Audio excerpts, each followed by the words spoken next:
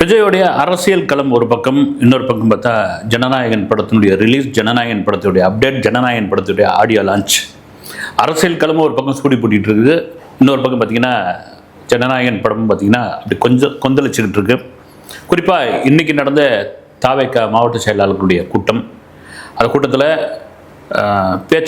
பேச்சு பீரியங்கி நாஞ்சில் சம்பத்து, எம்ஜிஆருடைய அரசியல் வாழ்க்கையில் மிக முக்கியமாக இருந்த மறைந்த செல்வி ஜெயலலிதா அவர்களுடைய கூகுள் மேப்பாக இருந்த செங்கோட்டையன், இவங்கெல்லாம் கலந்துக்கிட்டு. இன்னொரு முக்கியமான ஒரு விஷயம் என்னென்னா, இன்றைக்கி கூட்டம் முடிஞ்ச உடனே பொதுச் செயலாளர் புஷ்ய ஆனந்த பாமகவுடைய வழக்கறிஞர் பாலு அவர் மீட் பண்ணி எங்கள் ஆர்ப்பாட்டத்திற்கு ஒரு ஆதரவு கொடுங்கள் அப்படின்னு பயங்கரமான இதுவாகி போச்சு. கூட்டணி டாக்டர் அன்புமணி ராமதாஸ் விஜய் கட்சியோட ஒரு கூட்டணி வச்சுக்கிறாரு, கூட்டணிக்காக பேசுகிறாரு. அவர் ஒரு பக்கம் முதல்வர் வேட்பாளர், நான் தான் தமிழகத்தினுடைய அடுத்த முதல்வர் அப்படின்லாம் சொல்லிட்டு இருக்காரு. இங்கே பார்த்தீங்கன்னா எங்கள் கொள்கை கோட்பாடே விஜய் தான் முதல்வர், அதுக்கு எல்லாரும் ஏற்றுக்கிட்டா இங்கே வாங்க ஆட்சி அதிகாரத்தில் பங்கு கொடுக்குறோம் அப்படின்னு இங்கே ஒரு நிபந்தனை இருக்கும்போது, இது என்ன திடீர்னு வழக்கறிஞர் பாலு ஒரு மனு கொடுத்துட்டு போயிருக்காரு, ஒரு லெட்டர் கொடுத்துட்டு போயிருக்காரு போது அதுக்கு வெளியே நிர்மல்குமார்லாம் பேசியிருந்தாரு. வருகிற 17ஆம் தேதி ஜாதி வாரிய கணக்கெடுப்பு எடுக்கணும், அதுக்கு மிகப்பெரிய போராட்டம் ஒன்று நடத்த போகிறாங்க பாமக. அந்த போராட்டத்திற்கு திமுகவை தவிர மற்ற கட்சிகளுக்கு ஆதரவு கேட்டு கடிதம் கொடுத்துட்டு வராங்க, ஆதரவு கேட்டுக்கிட்டு இருக்காங்க. அப்படி தான் இது. ஒருவேளை ஜனவரி பிப்ரவரியில் தாவேகாவிற்கு ஒரு பெரிய கூட்டணியாக, நம்ம எதிர்பார்க்காத ஒரு கூட்டணியாக அது அமையும். சரி, அரசியல் கூட அப்புறமா பேசும். முக்கியமான விஷயம் என்னென்னா, ஜனநாயகத்தில் இன்னும் அரசியல்லே விஜய் சம்பந்தமாக பல ட்விஸ்டெல்லாம் நடந்துகிட்டு இருக்கு. சினிமாவில் நடக்காதா என்ன அப்படின்னு தொடர்ச்சியாக சினிமாவில் நடக்கக்கூடிய ட்விஸ்ட் என்னென்னா, ட்விஸ்ட்டை தவிர என்னென்னா, இந்த ஜனநாயகன் படத்தோடைய ஆடியோ லான்ச்சுக்கு அஜித் வருவாராப்பா, மேடையில் அவர் தோன்றுவாரா அப்படின்னு சில தரப்பு பாருங்கள், அஜித் தான் தீருவார் அப்படின்றாங்க. சில தரப்பு வாய்ப்பே இல்லைங்க. எங்க அவருடைய விரதத்தை அவர் படத்தில் தான் முடிப்பார். எந்த விரதம்? ப்ரொமோஷனுக்கு வரமாட்டேன்ற விரதத்தை அவர் படத்தில் தான் முடிப்பார். ஏன் விஜய் படத்தில் அவர் முடிக்கணும் அப்படின்ற மாதிரியான கேள்விகள்லாம் இங்கே இருக்குது. என்னை பொறுத்த வரைக்கும் என்னன்னா, விஜயோட வெற்றிக்கு அஜித் ரசிகர்கள் தான் உதவி பண்ணியிருக்காங்க, அஜித்தோட வெற்றிக்கு விஜய் ரசிகர்கள் தான் உதவி பண்ணியிருக்காங்க. இப்படி தான் சொல்லணும் நம்ம. இதுதான் உண்மையும் கூட. ஏன்னா இவங்க அவங்க விமர்சனம் பண்ணனா, அவங்க இவங்களை விமர்சனம் பண்ணலன்னா அப்புறம் எப்படி இந்த விமர்சனங்கள் தான் இப்படி இவங்களை கொண்டு வந்தது. வருகிற 27ஆம் தேதி மலேசியாவில் நடப்புகிற ஜனநாயகன் படத்துடைய மிக பிரம்மாண்டமான அந்த ஆடியோ லான்ச்சு. அந்த ஆடியோ லான்ச்சில் தமிழ்நாட்டிலிருந்து தமிழ் சினிமாவிலிருந்து ஏகப்பட்ட பிரபலம் வராங்க. பல நிகழ்ச்சிகளாக இருக்குது. விஜய் என்ன ஸ்பீச் பேச போகிறார், ரெண்டாவது மலேசியாவில் அவருக்கான வரவேற்பு எப்படி இருக்கும், இதை தவிர பார்த்தீங்கன்னா அங்கே மலேசியாவில் உள்ள முக்கிய பிரமுகர்கள், அரசியல்வாதிகள், கட்சியினர் இவங்கெல்லாம் கலந்து போகிறாங்கன்னு ஒரு பெரிய லிஸ்ட்டே இருக்குது. இதெல்லாம் மாரி சரி அஜித் எப்படிப்பா கலந்துப்பார் அப்படின்னு ஆல்ரெடி அங்கே மலேசியாவில் தான் இருக்கார் அஜித்.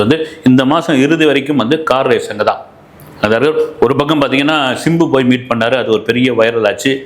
சிம்புவும் அஜித்தும் சேர்ந்து ஒரு படம் பண்ண போகிறாங்கன்ற அளவுக்குலாம் இருந்தது. அவர் கட்ரஸியாக போய் மீட் பண்ணார். அவர் ஒரு நகைக்கடை திறக்கிறதுக்காக சிம்பு போயிருந்தார், அது இது பண்ணார். அங்கே டைரக்டர் ஏஎல் விஜயும் சிறுத்தை சிவாவும் இருக்காங்க. இது ஒரு முக்கியமான ஒரு விஷயமா. அஜித் ஒரு விளம்பர படத்தில் நடிக்கப் போகிறார். அந்த படம் அவருக்கு இந்த கார் ரேஸுக்காக ஃபண்டு தேவைப்படுது. அதை 2 பேரும் தான் சேர்ந்து இயக்க போகிறார்கள். ஏஎல் விஜய் விளம்பர படம் எடுக்கிறதுல பெரிய கெட்டிக்காரர், அவர் சொல்லவே தேவையில்லை. சிறுத்தை சிவாவும் அவருடைய ஆஸ்தான டைரக்டர் அவரும் கூட இருக்கார். இப்போ எல்லாம் சோஷியல் மீடியாவில் பொதுவாக சினிமா இண்டஸ்ட்ரியில் கேட்குற கேள்வி என்னென்னா, அஜித் அவருக்கு கார் ரேஸுக்கு பணம் தேவைப்படுது, ஃபண்டு தேவைப்படுதுன்னு விளம்பர படத்தில் நடிக்கிறாரு. அவரை வச்சு படம் பண்ண ப்ரொடியூசர் அவங்களும் ஒரு ப்ரொமோஷன் வரக்கூடாதா, ஒரு ப்ரொமோஷன் வீடியோ விடக்கூடாதா அப்படிலாம் கேள்வி கேட்டுக்கிட்டு இருக்காங்க.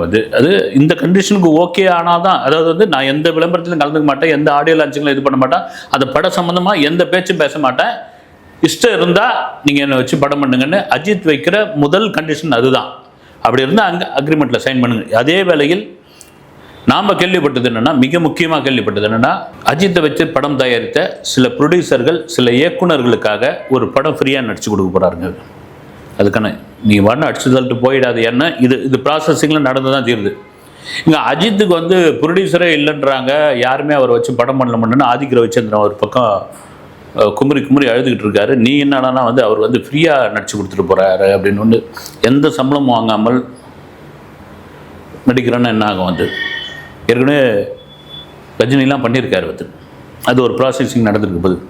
சரி, ஓகே, அஜித்தும் விஜயும் மீட் பண்ணுறது இப்போ தானா அப்படின்னா ராஜாவின் பார்வையில்ன்ற படத்தில் 2 பேருமே நல்லா நடிச்சிருக்காங்க, சேர்ந்தே நடிச்சிருக்காங்க. ராஜாவின் பார்வைன்ற படத்தில் 2 பேருமே சேர்ந்தே நடிச்சிருக்காங்க. அதன் பிறகு 2 பேருக்குமே வந்து ஒரு என்ன சொல்கிறது, டைலாக் போர், வார்த்தை போர், பாடல் போர். உனக்கென்ன இமயத்தில் என் கொடி பறந்தால் உனக்கென்ன அப்படின்னு அந்த தரப்புலேருந்து ஒரு பாடலும், வாழ்க்கைந்து ஒரு வட்டம், மேலே இருக்கிறவன் கீழே இருப்பான், கீழே இருக்கிறவன் மேலே இருப்பான் அப்படின்ட்டு இவர் ஒரு பக்கம் வந்து இப்படியா போயிட்டு இருந்த ஒரு தான். இது சினிமாவில் இதெல்லாம் வந்து வியாபாரத்திற்கும் எதிர்முனைக்கும் ரசிகர்களுக்கும் ஒரு பெரிய விஷயமாலாம் அதை பயன்படுத்திட்டாங்க. 2 பேருமே இப்போ ஒரு மெச்சூர்ட் ஆகிட்டாங்க. ஏன்னா அஜித்தே, நான் திரும்ப சொல்லுறேன், அஜித்தே நினச்சிருப்பாரு அது என்னையா ஒரு உச்சத்தில் இருக்கிற ஒரு நடிகர் வந்து நம்ம சக நடிகர் நம்ம நண்பர், அவர் ஒரு 220 கோடி சம்பளம் வாங்குறாப்புல, திடீர்னு அந்த சம்பளம் எனக்கு வேணாம்னு அரசியலில் வரதுக்கு எவ்வளோ பெரிய தில்லு வேணும். இந்த தில்லு அஜித்துக்கும் பிடிக்கும். இப்போ விஜயை கூட நினச்சிருக்கலாம் வந்து அஜித்தை வச்சு அத்தனை படம். அஜித் இறங்கி என் சம்பளம் 50 கோடி தாங்க, வாங்க படம் பண்ணுறவங்க வாங்க, வருஷத்துக்கு 5 படம் நடிச்சிட்டு போகலாங்க வந்து.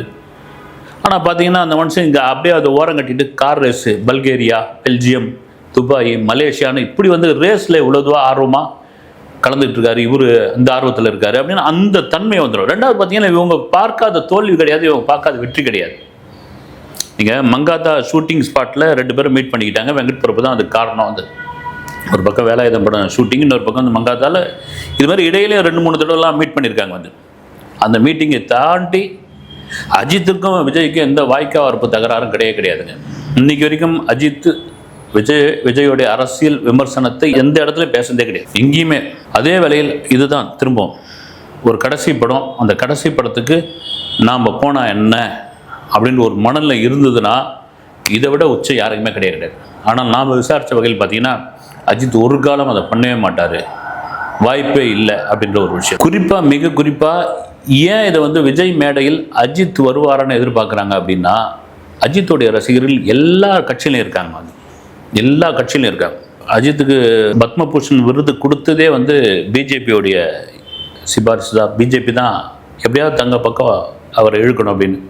இன்னொரு பக்கம் ஏடிஎம்கே அம்மா இருந்திருந்தாங்கன்னா நீங்கள் தாங்க அந்த கட்சியோடைய பொதுச் செயலாளர், இல்லைன்னா நீங்கள் தாங்க ஒரு முக்கிய கொள்கை பொறுப்பு செயலாளர், நீங்கள் வாங்க அப்படின்ற மாதிரி ஒரு பக்கங்க. இன்னொரு பக்கம் வந்து அஜித்துக்கு ப்ரொடியூசர் கிடைக்கல அப்படின்ற மாதிரி ஒரு டாக் இருக்கும்போது சன் பிக்சர்ஸ் அவரை வச்சு படம் தயாரிக்கும் போது ஏன்னா டிஎம்கேக்குள்ளே அவரை இழுக்கலாம், இந்த மாதிரியான ஒரு விஷயம். விஜய்க்கு அஜித் ஆதரவு கொடுத்தால் அஜித்துடைய ரசிகர்கள் ஓட்டு கணிசமாக விஜய்க்கு வந்து சேரும். அஜித்துக்கு அந்த மனநிலை உண்டு. ரைட்டு, 2 திராவிட கட்சிகள் மாறி பார்த்தாச்சு. ஒரு வந்திருக்காரு நம்ம சக நடிகர் நண்பர், சரி அப்படின்னு. அப்படி ஒரு வேளை அந்த மேஜிக் நடந்து மேடையில் ஏறிட்டா, அதுதாங்க ஏறிட்டா அப்படின்ற ஒரு விஷயத்தில் ஏற விட மாட்டாங்க. அஜித்தை சுற்றி இருக்கிறவங்கள ஏற விட மாட்டாங்க. ஏங்க அஜித் அவர் ஒரு முடிவு எடுத்துட்டாருன்னா யார் பேச்சும் கேட்க மாட்டார் அப்படின்னு அதுக்காக கண்ணை காட்டி விட்டா மாதிரி எல்லா மனுஷனும் இருக்க மாட்டாங்க. எல்லாருடைய மனநிலை அப்படி இருக்க முடியாது. வந்து யாராவது ஒருத்தருடைய சார்ந்து தான் இருக்கணும், யாராவது ஒருத்தருடைய சொல்ல கேட்டு தான் ஆகணும், யாரையாவது ஒருத்தரை முழுமையாக நம்பி தான் ஆகணும். அது யாராக இருந்தாலும் சரி, அவ்வளோ பெரிய அம்பானியாக இருந்தால் கூட சரி, வந்து யாராக இருந்தாலும் வந்து அஜித்துக்கு அந்த பிடிவாத குணம் உண்டு, தான் தான் அப்படின்ற ஒரு விஷயம் உண்டு, தான் நினச்சது செய்யக்கூடியவர். அவரை யாரையும் கட்டுப்படுத்த முடியாது. ஒருவேளை அன்பால் கட்டுப்படுத்திட்டா, ஏன் சார் நீங்கள் அங்கே போகிறீங்க, நீங்கள் வந்து அவர் மேடையில் நீங்கள் ஏன் ஏறுறீங்க, அவருக்கு ஏன் மைலேஜை கொடுக்குறீங்க, மனசு தானே இது. நீங்கள் அப்படி விரும்பப்பட்ட எலெக்ஷன் டைமில் ஏதாவது இது பண்ணுங்கள். நீங்கள் அப்படி போய் மேடையில் ஏறிட்டீங்கன்னா இப்பொழுது இருக்கிற ஆளும் திமுக அரசுக்கு எதிரான ஒரு விஷயமா மாறும். அவங்க உங்களுக்கு என்ன தொந்தரவு பண்ணாங்க, இப்படிலாம் பேசுறதுக்கான வாய்ப்பு இருக்குது. இதையும் மீறி மலேசியாவில் அதை நடந்துட்டா அவ்வளோதாங்க. யாரும் இங்கு வந்து நண்பர்கள் கிடையாது, யாரும் எதிரிகள் கிடையாது. ஏன்னா யாருமே மறந்துருக்க மாட்டாங்க. வாரிசும் துணிவும் ஒரே நாளில் ரிலீஸ் ஆன பொழுது என்ன அமக்கலம் நடந்ததுன்னு ஒன்று. இந்த ரசிகர்கள் தான் மாறி வாங்க. அதே சமயத்தில் தலை ரசிகண்டா, தளபதி தொண்டண்டா அப்படின்னு ஒரு பேனர் விக்கிரவாண்டியில் வச்சு ஒட்டு மொத்தமாக இங்கெல்லாம் ஒன்றும் சண்டையெல்லாம் கிடையாதுங்க, நாங்கள் எல்லாருக்குமே நாங்கள் சமமாக தான் இருக்கிறோம், ரசிகராக தான் இருக்கிறோம், எங்களை இப்படி தான் அஜித் வந்து பக்குவப்படுத்தியிருக்காரு அப்படின்ற ஒரு விஷயம். இதெல்லாம் மீறி இப்போ இவ்வளோ ஒரு ரசிகர்கள் விஜய்க்கு இவ்வளோ ஒரு கொண்டாட்டத்தை, இவ்வளோ அரசியலில் ஒரு உச்சத்துக்கு இப்படி வந்து புகழ. பாண்டிச்சேரியில் போனால் அங்கே 5000க்கு மேலே வந்து தள்ளுறாங்க, எங்கேயாவது ஒரு இடத்துக்கு போனால் வராங்க. இதை தாண்டி அஜித்துக்கும் அதுக்கு இணையாக வந்து அந்த ரசிகர்கள் கூட்டார். ரொம்ப காலமாக வந்து அவர் கூட ஒரு ஃபோட்டோ எடுக்கணும். இப்போ மலேசியாவில் எடுக்கிற ஃபோட்டோவை பார்த்துட்டு நிறைய பேர் கூட வந்து விசா வாங்கின்னு மலேசியாவுக்கு டிக்கெட் வாங்கின்னு போயிருப்பாங்கன்னு நினைக்கிறேன், ஒரு ஃபோட்டோ எடுக்கிறதுக்காக. அப்படி ஒரு ஃபோட்டோ செஷன் மிக விரைவில் சென்னையில் நடைபெற போகிறது. மாவட்ட வாரியாக OMC ஒரு பெரிய கிரவுண்டில் மாவட்ட வாரியாக அஜித் கலந்து கொண்டு ரசிகர்களுடன் ஒரு ஃபோட்டோ செஷன் நடைபெற போகிறது. இது நல்ல ஆரோக்கியமான ஒரு விஷயம் தாங்க. வரட்டும், ஒருத்தர் அரசியலுக்குள்ளே வரட்டும், ஒருத்தர் வந்து சினிமாவை தாண்டி ரேஸ்குள்ளே போகட்டும். 2 பேரும் நண்பர்கள். ஒருவேளை ஒரு ஆதரவு கிடைத்தால், தாவேக்காவுக்கு அஜித்தோடைய ஆதரவு கிடைத்தால் ஒரு கணிசமான அஜித் ரசிகர்கள் ஓட்டு வரும் என்பதில் மாற்று கருத்து இல்லவே இல்லை. ஜனநாயகன் படமும் பராசக்தி படமும் பொங்கலுக்கு தான் ரிலீஸ் ஆகுது. ஆனால் தொடர்ந்து ஏன் சிவகார்த்தியின் மேலே ஒரு பெரிய ஒரு குற்றச்சாட்டை, ஒரு வெறுப்பை ஏன் பரப்பிக்கிட்டு இருக்காங்கன்னு தெரியல. அதுவும் விஜய்க்கு எதிராக.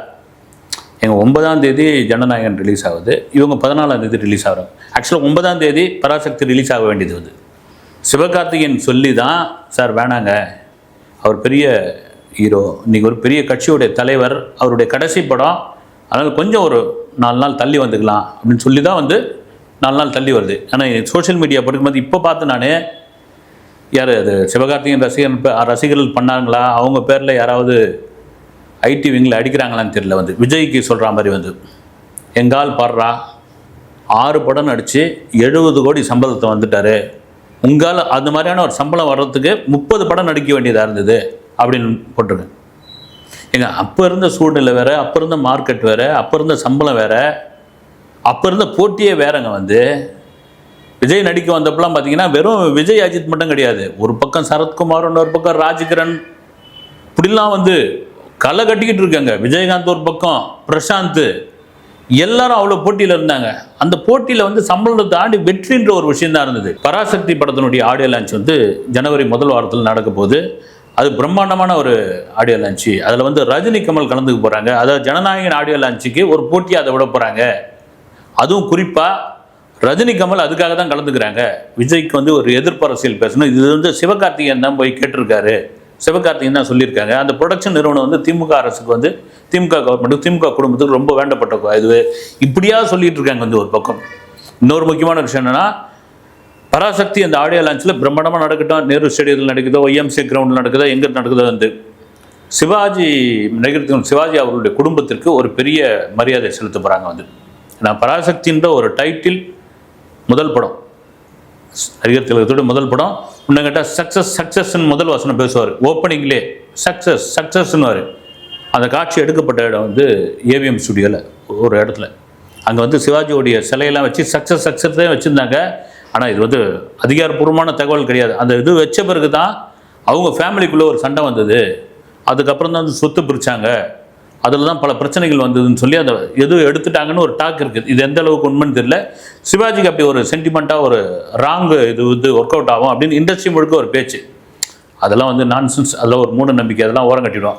ஆனால் இதை தாண்டி ஏதோ விஜயும் சிவகார்த்திகேயன் எலியும் பூனை மாதிரி இவங்களா சில பேர் கட்டமைக்கிறாங்க. அதுக்கு என்ன முக்கிய காரணம்னா, இப்போ எவ்வளோ நடிகர் இருக்கும்பொழுது விஜய் கோட் படத்தில் துப்பாக்கி எடுத்து ஏன் சிவகார்த்திகேயனில் கொடுத்தாரு அப்படின்ற ஒரு விஷயம்தான் இது எல்லாத்தையும் காண்டா மாறுது. அடுத்த வீடியோவில் சந்திக்கிறேன். நன்றி.